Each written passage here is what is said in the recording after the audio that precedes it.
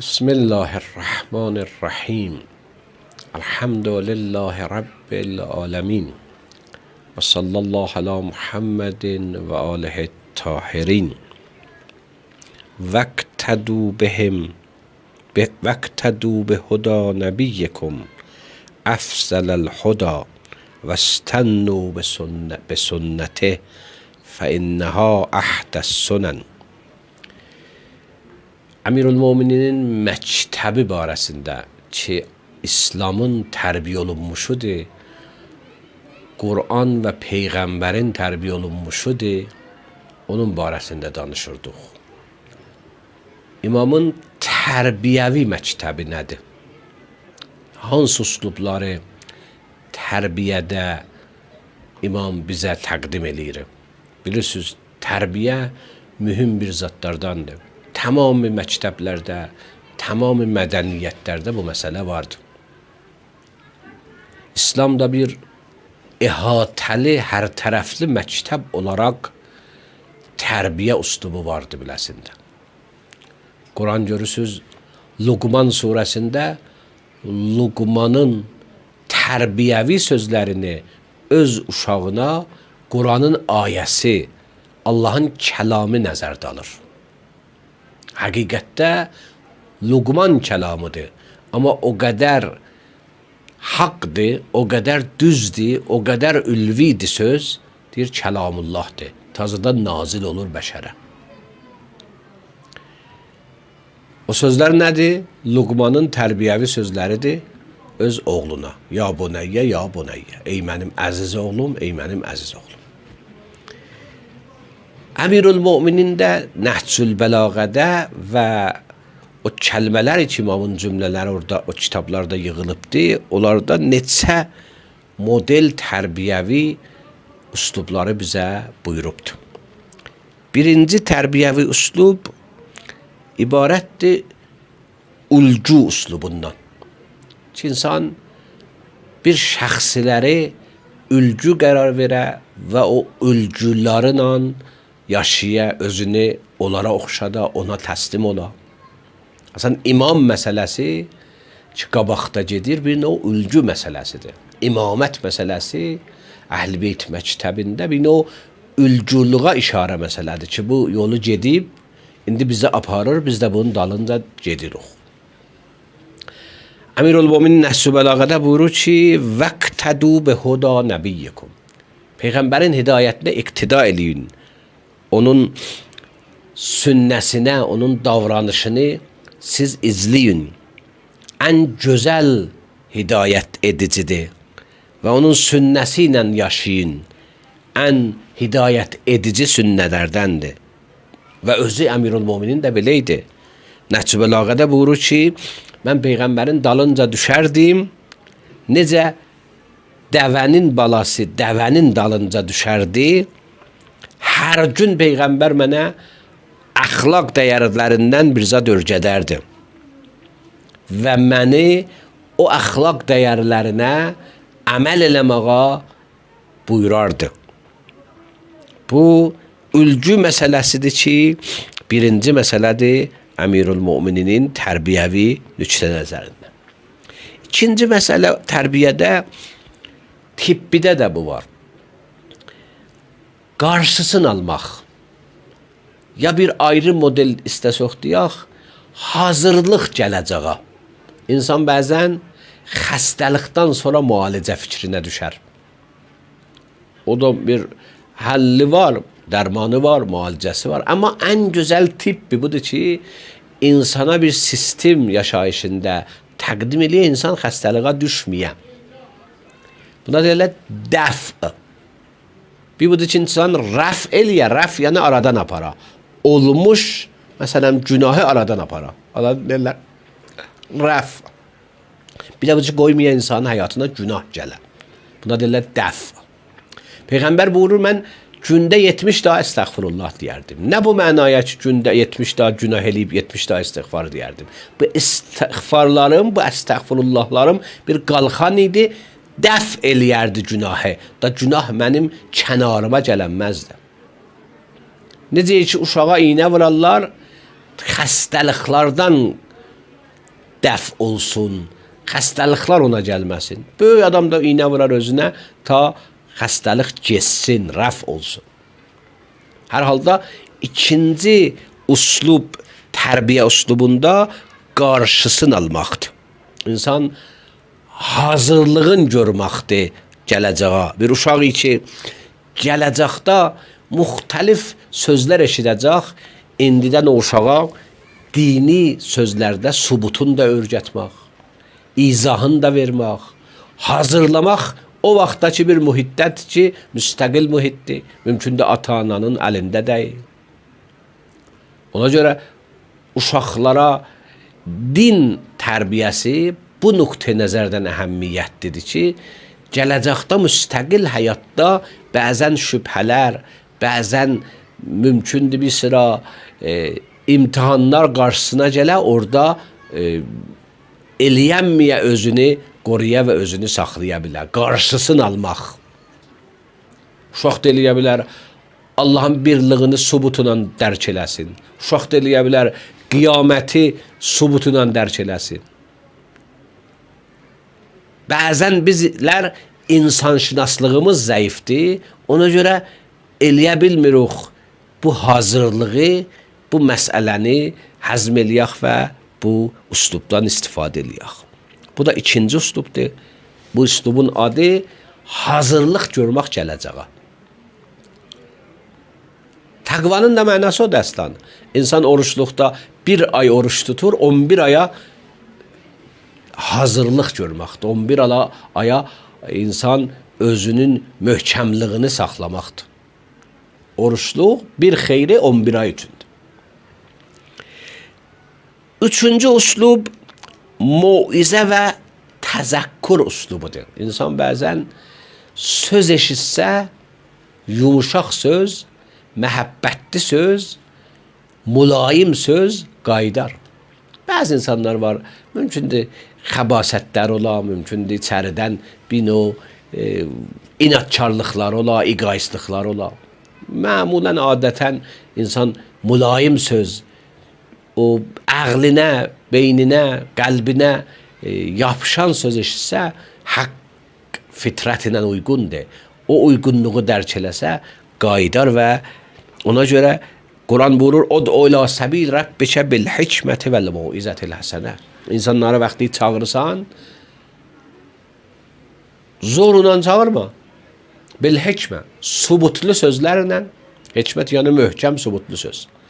Vəl mauizatil hasene, gözəl maizə ilə, təhqirli maizə ilə yox. Bəzən biz maizə eləyərik, görsən birini sındırırıq maizə eləyərik. Günahkar eləyib maizə eləyərik. Yox, maizə ilə günahkar da öz payını götürər. Gözəl maizə. Gözəl maizənin bir nümunəsi budur ki, insan şəxsin hörmətini saxlaya maizə eləyə. Bəzən də mübahisə elə və cadilhum billəti. Amma gözəl mübahisə, insaflı mübahisə, kəramət və hörməti saxlanılan mübahisə.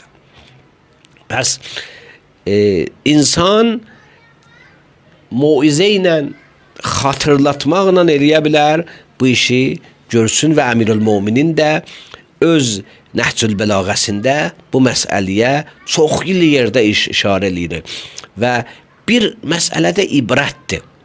İnsan ibrət yolu ilə də eləyə bilər, tərbiyə eləsin. İbrət yəni insanın geçmişləri yadına salmaq, ya tarixi hadisələri, ya insanın özünə gəlmiş hadisələri ki, bir sıra nəticələr verib həyatında. Bu ibrət almaq, onlardan bir nəticə götürmək. İnsan vaxtı diqqətsiz maşın sürə, avariyaya düşər. İnsan vaxtı diqqətsiz qışda kölə çıxa, paltarı diqqət eləməyə, soyuq dəyər. Bunlar ibrətlərdir, bunlar nöqtələrdir, insan eləyə bilər. Hər sahədə bir ibrət alsın. Hər gün ibrət almağa, hər yer ibrət almağa bir cuşədir və insan ibrət ala bilər. Ona görə ibrət məsələsi Əmirül-Mömininin İmam Həsən Muctəbada məktubunu da vardı ki, bunlar ibrət üçündür. Mən etəbərə əbsərə, kim ibrət alsa gözü açılar. Və mən əbsərə fəhimə, kimin gözü açılsa düşünməyə başlayar. Və mən fəhimə əlimə, düşünməyə başlasa elm olar və bilər. Bu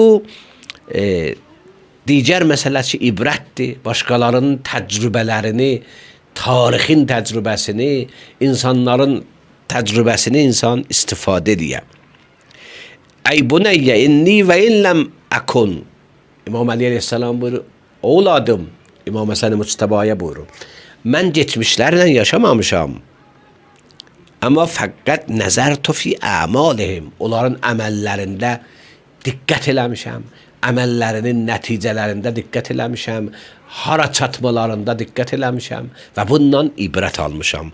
Bundan elə bir onlardan biri ilə bahəm yaşamışam. Elə bir onların içindəyəm. Bəs ibrət məsələsi də səbəb olar insan nəticə alsın. Onlar kimin olmasın? Onlar ki səhv nəticəyə yetişiblər. Əl-etibar yəqudu ilə rüşd. Əmirül-Möminin buyurur. İbrət almaq səbəbdir insan rüşdə yetişsin. Yəni xəsarətdən qutulsun. O xəta yoldan qutulsun. İbrət insanın getmişdən alıb gələcəyə bir çıraqdır. Bir insana işıqdır. Digər uslubu ki Əmirül-Möminin Nəhcül Bəlağəsində tərbiyə uslublardan görürük, məhəbbət uslubudur.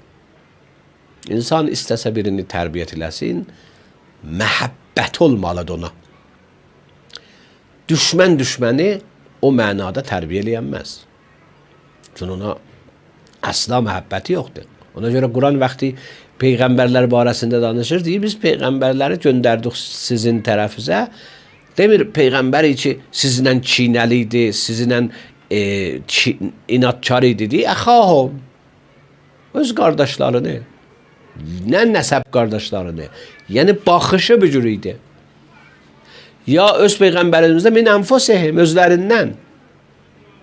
Bu məhəbbət uslubu da insan bir sözü mümkündür birinə tənə ilə deyə,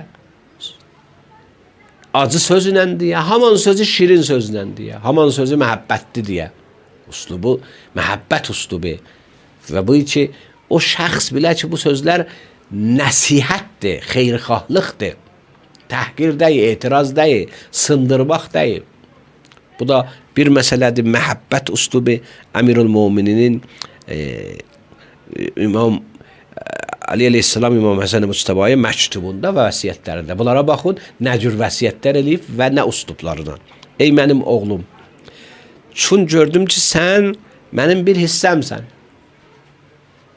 Bəl mənim öz canımsan, özümsən. Ona görə bu məktubu sənə yazdım. Əgər sənə bir zərər yetirsə, elə bir mənə yetişib. Əgər sənə ölüm sorağıma gəlsə, elə bir mənim həyatımı alıbdır.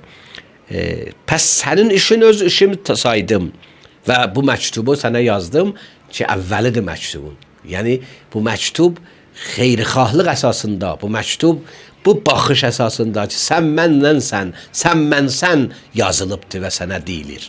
Yəni, fəza atmosfer gərək məhəbbət atmosferi ola, ata-bala arasında, müəllim tələbə arasında. O, məhəbbət uslubu ilə eləyə bilər, sözlərini çatdıra və yetirə. Digər uslublardan biri müdaradır. Geçinmək, səbr, hövsələ. Dedim da qutuldu. Dedim qutuldu, yox. Quran vaxtı Peyğəmbərə buyurur, bəlliq, çatdır, demir qol. Qol, yəni de. Bəlliq, yox. Birini o elə bir etaplarla, bir mərhələlərlə çatsın. Bəlliq. Ona görə Qədirxumda çünki Peyğəmbərə buyurdu bəlliq, Peyğəmbər 10-15 uslubdan istifadə elədi ta Əmirül-Möminin vilayəti insanlara çatsın. Saxladı, gedənləri qeytərdi, gözlədi gəlsinlər, bir minbəri düzətdi, heyvanların o palanından, o yəhərindən, söhbət elədi, hazırlıq gördü. Və bu neçə uslubdan istifadə elədi, bəlliq olsun, çatsın. Ona görə geçinmək tərbiyədə böyük təsiri var ki, insan sözü yerində, həmişə yox. Etab. Digər məsələ, insan bəzən görmədim də tutmalıdır. Adına deyirlər təğaful. Bir qafil var, bir qəflət var, bir təğaful var. Qəflət yəni adam bixəbər olar, xəbərsiz olar. Heç bilmir ətrafında nə gedir. Təğaful budur ki, bilir, özünü bilməməzliğə vura. Bəzən xırda səhvlərdə, bəzi səhvlərdə gərək müəllim, ata, ana özünü bilməməzliğə vura, ayrı yolundan sözü çatdıra. Bu sərhədləri qoruyar, bu pərdələri saxlayar, hərim qorular və sözdə ayrı model deyililər. Təğaful, bu da bir uslubdur, Nəhcü Bəlağədə görürük. Təşviq, bəzən biri yaxşı iş görür, yaxşı işini də görmək lazımdır. Yox, mən yaxşı iş görəndə də heç kim saymır. Düzdür, mömin insanlar, pak insanlar, muxlis insanlar Allah üçün görərlər. Yəni, uşağı yox, tərbiyyət eləyək. Onun gördüyü yaxşı işi alqışlamaq, qarşılamaq, hədiyə ilə, nə ilə bilək ki, bunun bu addımları alqışlandı. Bəzən də tənbih, küsmaqla, sözü ayrı model çatdırmaqla ki, bilək ki, bu da düz işdəydi gördü. Bunlar hamısı bir-birini təkmil edir, təğaful, təşviq, tənbih. Bəzən də əfv eləmək mümkündür, birinin birinci səhvidir, ya bu səhv bağışlansa təsiri çoxdur biləsinə. Bunlar yeri var əlbəttə, bu özü bir dana geniş bir mübahisədir, psixoloji bəhslərdir və insan tərbiyəsinin bəhsləridir. Hər halda Əmirülmöminin Nəhcü Bəlağədə bu uslubları buyurur və o İmam Həsən Müctəbaya buyurur ki, əgər sizin bir xəta elədi, əffi və təğafülü gətirsin, ondan yerində işləsin və onlardan da faydalansın. Bunlar uslublardır bizi Əmirülmöminin tərbiyə çağırır. Əvvəla bu görsədir ki, dini qaynaqlarda çoxlu böyük sərmayələr var bu sahədə. İslamın da psixolojiyası var. İslamın da insan tərbiyəsi var. İslamın da insani cəhətdə sözləri vardır ki, eləyə bilərik. Bunları çıxartmaqla, insanlara çatdırmaqla İslamın dəyərini, böyüklüyünü çatdıraq. Bir nüqtə budur. İkinci nüqtə budur ki, ata-ana fəqət öhdədar deyil, uşağın paltarına, xörəyinə, uşağın fiziki və zahiri bir tələbatına, uşağın tərbiyəsinə də, uşağın etikasına da, uşağın mənəviyyətinə də Quran buyurur, özünüzü də oddan qoruyun, uşaqlarınızı da, əhləyalınızı da oddan qoruyun. Pəs oddan qorumaq, cəhənnəm otundan saxlamaq atanın, ananın öhdəçiliyindadır, Quranın dediyinə görə. Ona görə mənəviyyəti uşağın fikirləşməlidir. İndi insan mümkündür özü bacarmaya, fikirləşməlidir, bunu bir müəllim ilə əlaqələndirsin, bu mənəvi dərsləri öyrənsin. Hər halda bu uslublardır ki, bizim Əmirülmöminin məktəbində görürük. Əssalamu aleykum və rəhmətullah və bərəkatuhu.